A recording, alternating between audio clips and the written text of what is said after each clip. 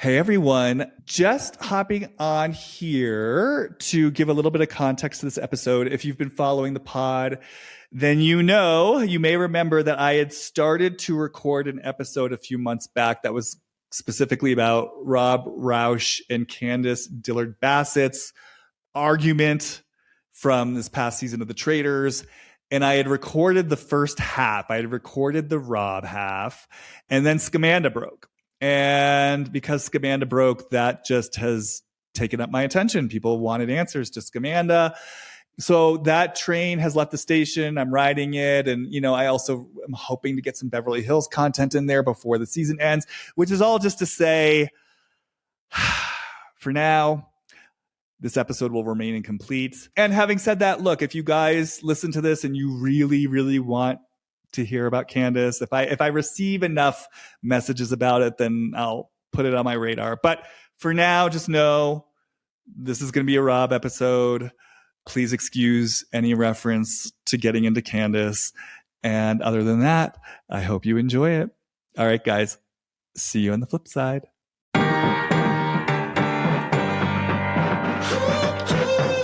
Hi, and welcome to Deep Dive with Jamie Stein, where we take a deep dive look at all things reality TV, pop culture, and the world at large. I'm an intuitive and an empath, which means I pick up on the thoughts, feelings, and energy percolating in other people and the world around me. I believe there is meaning waiting to be found at every turn if you're willing to see it. So join me as we dismantle everything from trash TV to high spiritual concepts and learn more about ourselves, each other, and how we're all connected.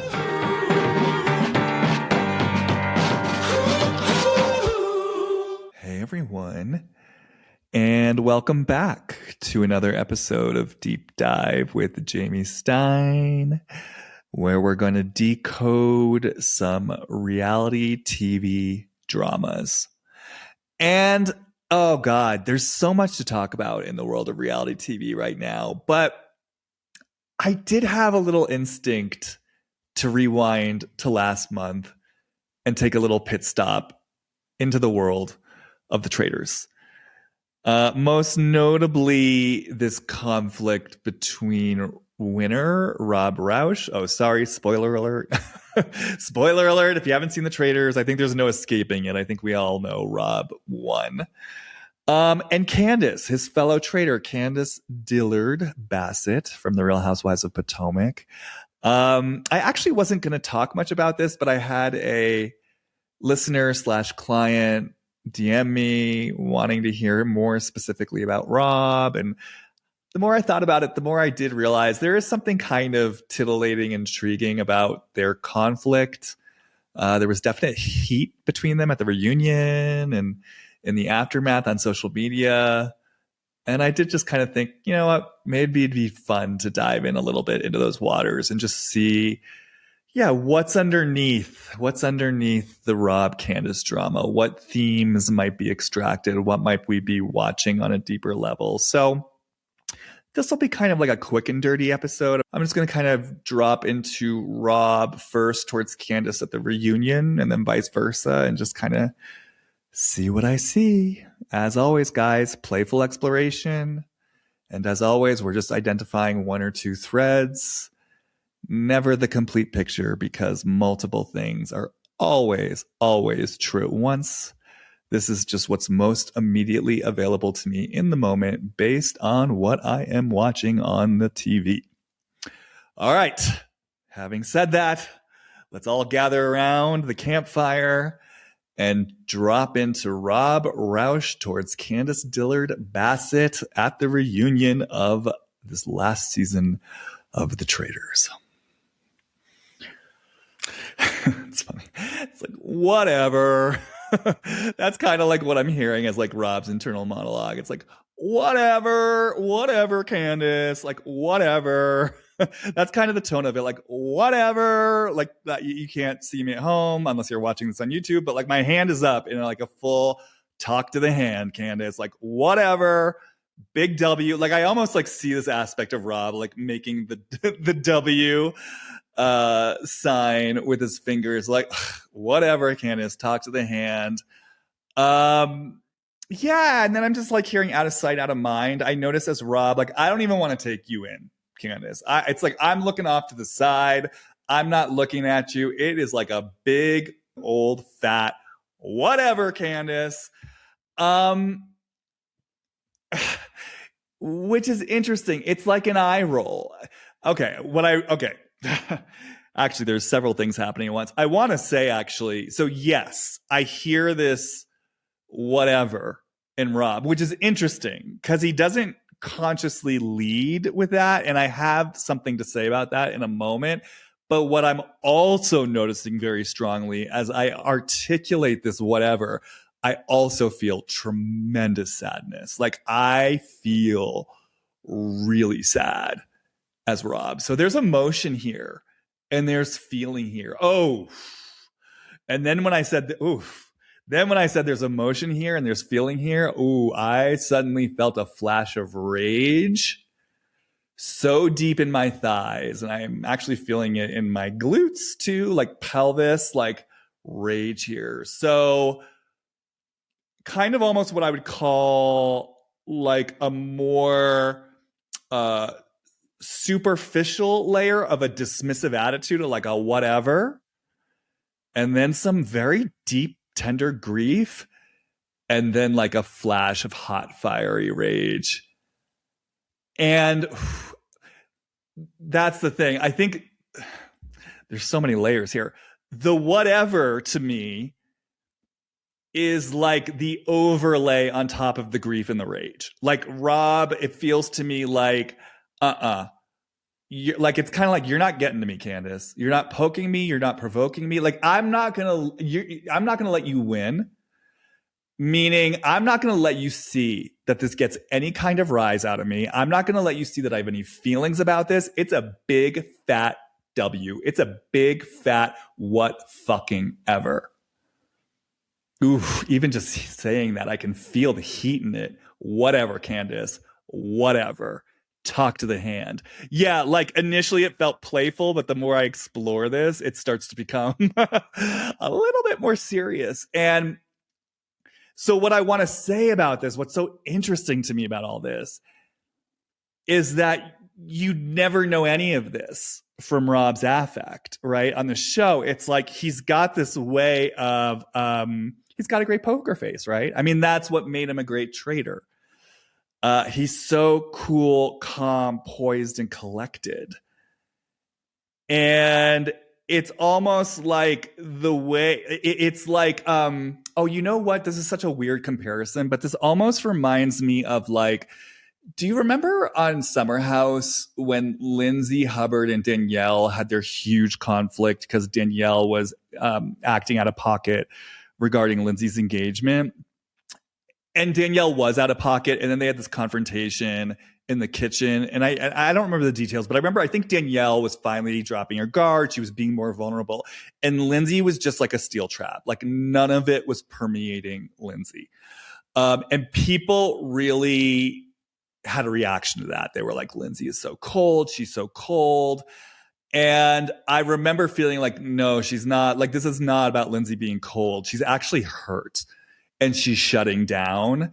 And this is how she protects herself. Like, I felt that so clearly for her. And then Lindsay expressed that at the reunion.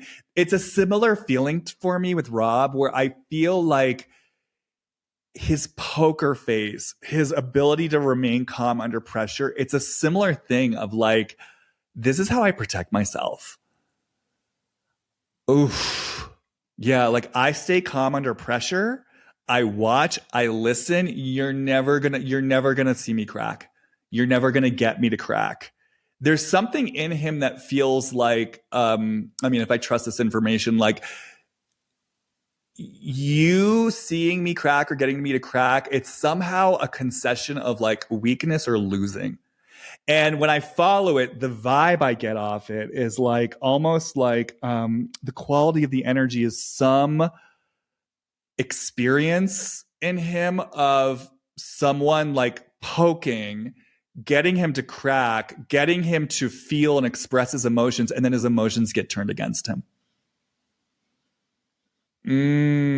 Yes, I suddenly just see this like fiery, adventuresome little boy with all this passion and innocent heat and rage, but like not rage in a destructive way, like in a feeling passionate way. And someone who I want to say like really cares. Like cares about the world, cares about others, and wants to connect through feeling and through emotion. And that somehow that feeling got used against him.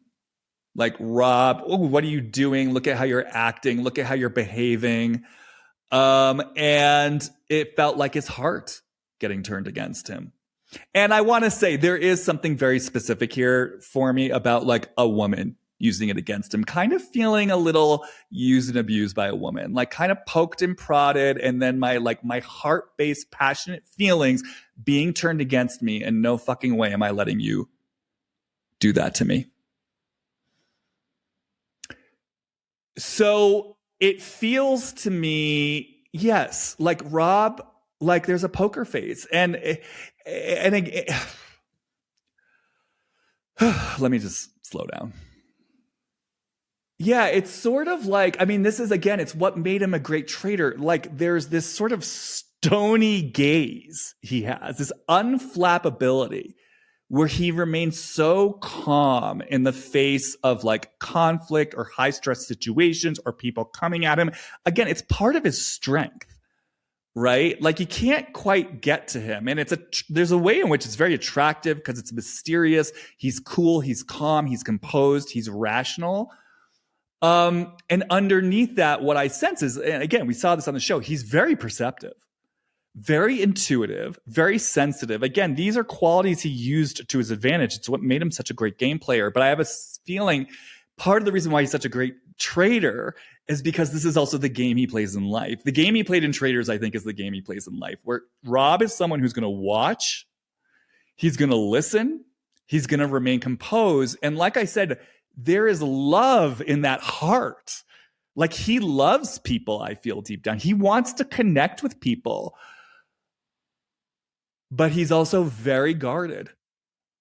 It's like, it's almost like that the depth of his heart and his love is proportionate to the depth or the ferocity with which he's going to protect it. And the word that I just keep hearing is like, oh, I am so disappointed. Oh, that fucking lands with me when I say it. I am so deeply disappointed. Meaning, like, again, there's this part of me that wants to engage with my fellow man and my fellow woman. I want to be fully engaged in the game of life. I want to be like deep in my powerful feelings. I want to connect with you here. I want to meet with, like, come join me in the heat and in the fire. Come join me here. Ooh, I also just heard, and also in the in the heat and the fire of emotions, and also passion and sex and eros, he just feels like a fucking live wire. And it's like, come join me here, and in the place where people are like threatened by this, or oof. I just heard ding, ding, ding, ding, ding. This is part of what's going on with Candiace towards him, or people who unconsciously, or maybe even consciously, but unconsciously feel threatened by his heat and his fire because they're scared of where it might take them. And then they make him wrong for it. Rob, you bad boy. Rob, you naughty boy. Rob, what are you doing? Which is, again, kind of what Candiace did. Again, we're going to come back to like really taking in what Candiace was bringing to him, but that's kind of what Candiace did. It's like, Rob, you're bad for playing the game. You know, Rob, you're bad for the choices you made. You know, Rob, you cheated. Rob, you this. Rob, you that. You know, and then it's just, I just feel like it's like, it hurts him so deeply. And also, it's been so disappointing to him to feel let down by humanity. He feels so unmet in this deep, loving place where he sees things, hears things, and wants to engage with people in the heat and fire of passion, emotions, and feelings. And what it feels to me like is like, I feel the possible imprint of feeling sort of fucked with, poked, prodded, and made wrong by women, but then also being let down by the men. I just like when it comes to the men, it's like, where were you? So, I mean, again, look, this is all playful exploration. I don't know, Rob, if we just made this, like if we just went the easiest, most textbook route and made this about his parents or whomever, you know, like a woman in his life who maybe pokes and prods, ignites his feelings and emotions, and then makes him wrong for it and turns it against him, makes him the bad guy. And then there's like a man in his life who's just sort of passively watching it happen, doesn't step in on his behalf, doesn't intervene on his behalf, doesn't protect him. And so it feels sort of like the like invasive, manipulative woman and then the passive male.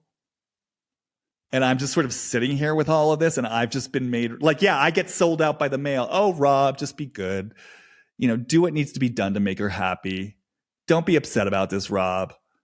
You know, again, I just feel this like this really, like I said, fiery, loving, passionate, adventuresome Tom Sawyer little boy with his little toy sword, you know, leaping through the river, wanting to be in the adventure of life and just feeling so fucking let down. And part of the reason he's let down is because he loves these people. He loves them, and they have so let him down. And so it's like, I'm just retreating back into my castle. I'm retreating back into my castle behind my moat, and I'm going to be on my lookout tower watching everyone from afar and keeping all this treasure to myself. You know, and it's interesting. I mean, I'm very aware of like the castle motif and the storybook feeling. I mean, I think part of that's Rob. He does have that kind of Tom Sawyer spirit to him, but I also feel this relationship, this is just an aside, to like storytelling and like actual adventures. I'd be so curious if I were working with him, like if he's got a writer in him. Ooh, I just got chills saying that. Does he like to write stories, tell stories? Like, is he a storyteller? Children's stories, adventures. Oh, I don't know. That just made me so happy. I think Rob. Tom Sawyer. Rob might have a little like writer in him, like a little adventurer, storyteller. So yeah. So coming back to Candiace, it's like, it really is this voice that's like, all I did was play the game, and now you're making me wrong for it. And it fucking hurts. Fuck you. Fuck you for fuck you for making me wrong. Fuck you for making me bad. Fuck you for not seeing my goodness. Fuck you for calling me a cheater. And I am never going to let you see this. And I want to say, like, that part of him that's saying whatever, which again, even the whatever, he's not saying out loud at the reunion. It's not like he's like, whatever, Candiace. It's like he just sort of sits there, kind of with like a sly smile on his face. And that's what the whatever actually feels cutting. Like I said, it's his weapon. And now I just saw him as like a knight with, what does a knight like have? Like with it jousts with something. I don't know what that's called. But again, I'm getting this fairy tale imagery. But yeah, it's cutting. It's like, I'm going to silently cut you. You're never going to know how deeply this impacts me. It's my deepest fucking weapon. Yeah. And so if I just kind of let myself take Candiace in a little bit more, yeah, it's just like, as Rob, I'm taking in her heat. I'm taking in her anger. I'm clocking it for what it is. And I don't want to see it. Both because I don't want you to see that it gets to me, but also because I do love people and care about people. Again, there's a part of me that would hold space for you here, Candiace. There's a part of me that would meet you here and be in the fire of like conflict and, conflict and resolution and messiness. Like, I would hold space for you here, Candiace. I really would, but you're not going to hold space for me. And I'm not setting myself up for that. So I'm shutting down both my feelings as a way to protect myself and as a power play. And I'm also shutting down my love for you because my love for you feels dangerous. I don't trust you with it.